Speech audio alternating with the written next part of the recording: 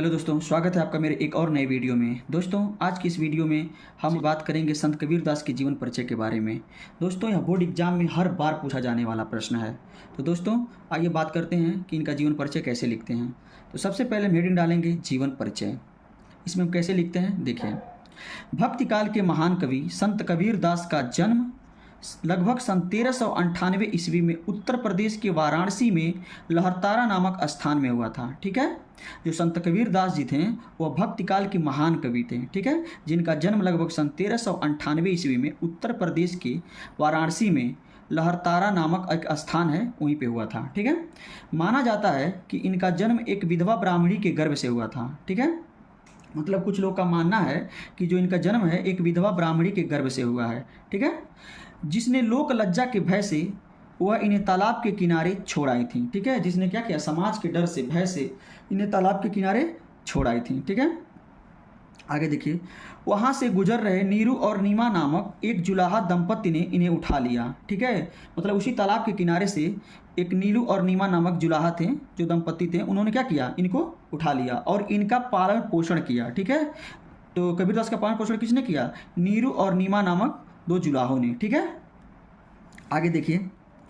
कबीरदास का विवाह लोई नामक महिला से हुआ। ठीक है, इनकी पत्नी का जो नाम था लोई था। ठीक है, जिससे इन्हें कमाल एवं कमाली के रूप में एक पुत्र और एक पुत्री पैदा हुई। ठीक है, जो इनके मतलब इनके द्वारा जो उनकी पत्नी थी और इनके द्वारा कमाल नाम का एक पुत्र और कमाली नाम की एक पुत्री पैदा हुई। ठीक है, कबीरदास ने अपनी धार्मिक शिक्षा गुरु रामानंद से लिया था। ठीक है, इन्होंने अपनी धार्मिक शिक्षा किससे प्राप्त की थी, गुरु रामानंद से। ठीक है, आगे देखिए।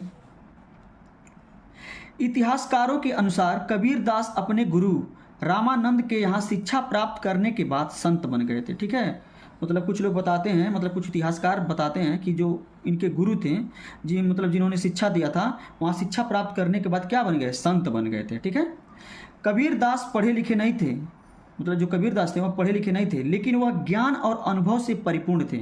मतलब वह ज्ञान और अनुभव उनके अंदर कूट कूट के भरा था। ठीक है, आगे देखिए। उन्होंने अपना सारा जीवन मानव मूल्यों की रक्षा और मानव सेवा में व्यतीत कर दिया। ठीक है, उन्होंने जो मतलब उनका जो जीवन था, उन्होंने मानव के मूल्यों की रक्षा करने में और उनकी सेवा करने में क्या किया, खत्म कर दिया। ठीक है, आगे देखिए। कबीरदास संत होने के साथ साथ समाज सुधारक भी थे। ठीक है, वह मतलब संत थे ही, लेकिन वह क्या थे, समाज को सुधारने वाले व्यक्ति भी थे। ठीक है, आगे देखिए।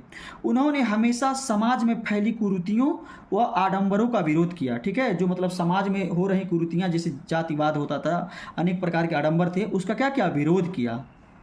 आगे देखिए। कबीरदास ने अद्भुत रचनाएं की। ठीक है, इन्होंने अनेक प्रकार की रचनाएं की जो भारतीय साहित्य के इतिहास में हमेशा के लिए अमर हो गए। ठीक है, देखिए वो मतलब कई सौ साल पहले जो रचना की थी वह आज भी भारतीय साहित्य के इतिहास में क्या है, अमर है। उसी को हम लोग आज पढ़ते भी हैं। ठीक है, इस प्रकार कबीरदास अपने जीवन के आखिरी समय में मगहर चले गए, मतलब मगहर चले आए। ठीक है, जब उनका अंतिम समय मतलब कुछ समय बचा था उनके जीवन का, तो वह कहाँ आ गए, मगहर में। ठीक है, और वहीं सन 1518 ईस्वी में इनकी मृत्यु हो गई। ठीक है, इनकी मृत्यु कब हुई, 1518 ईस्वी में इनकी क्या हो गई, मृत्यु हो गई। ठीक है, आगे देखिए। इनकी प्रमुख रचनाएं या कृतियां कौन कौन सी हैं। ठीक है, संत कबीरदास की रचनाएं निम्नलिखित हैं। ठीक है, जिनमें कुछ महत्वपूर्ण रचनाएं इस प्रकार हैं। ठीक है, इनकी कुछ जो महत्वपूर्ण रचनाएं हैं उसमें देख लीजिए आप लोग क्या लिखे, बीजक, साखी, सबद, रामायणी। ठीक है, जो इनकी प्रमुख कृतियां हैं या रचनाएं हैं जिनमें कुछ बहुत महत्वपूर्ण हैं, तो कौन कौन है, बीजक, साखी, सबद, रामायणी। ठीक है, तो आई होप कि आपको यह वीडियो अच्छी लगी हो, तो प्लीज़ आप मेरे वीडियो को लाइक करें और मेरे चैनल को सब्सक्राइब करें। धन्यवाद।